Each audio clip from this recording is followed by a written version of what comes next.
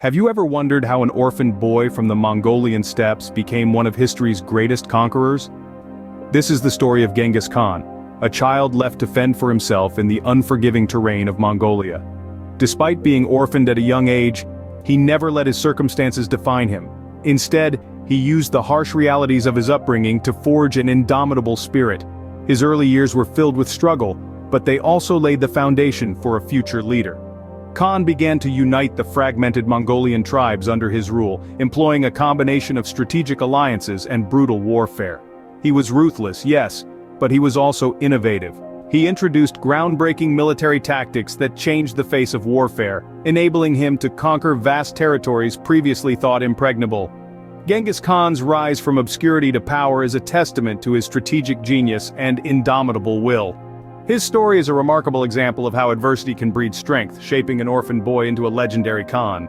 At the height of its power, the Mongol Empire covered an astonishing 9 million square miles. But how did Genghis Khan achieve such a feat? To understand this, let's delve into the strategies that Genghis Khan employed to expand his vast empire. Firstly, Genghis was a master of psychological warfare. He knew the power of fear and used it to his advantage.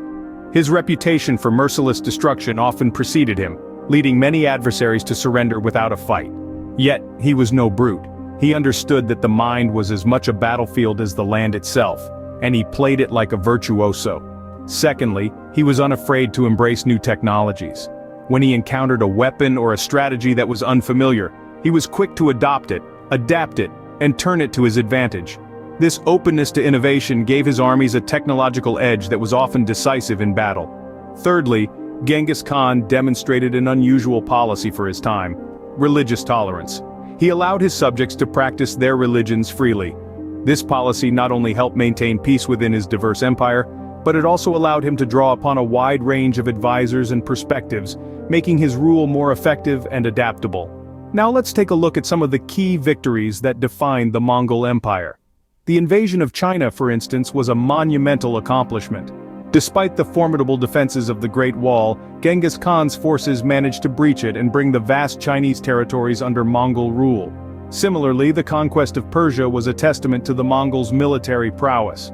Despite facing a well-established and powerful enemy, the Mongols triumphed, cementing their reputation as a force to be reckoned with in the wider world.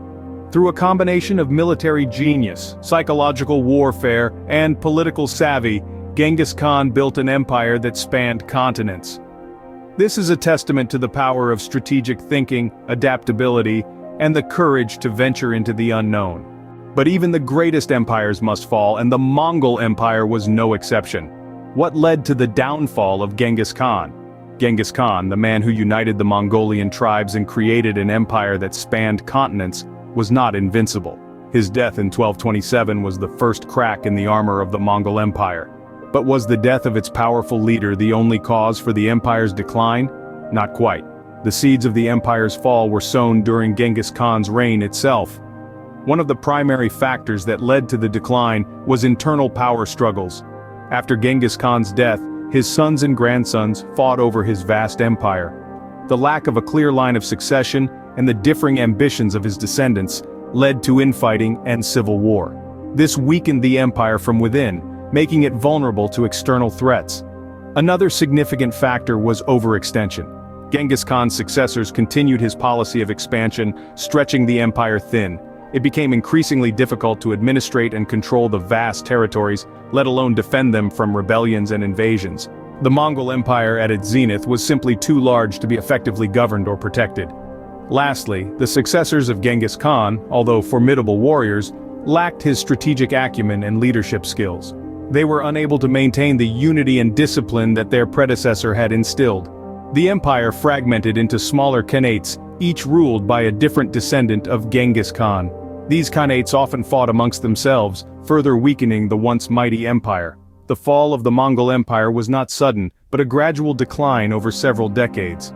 The empire that Genghis Khan had built with his blood, sweat, and strategic genius crumbled under the weight of its own success. The fall of the Mongol Empire serves as a potent reminder that even the most powerful empires can crumble under the weight of their own success.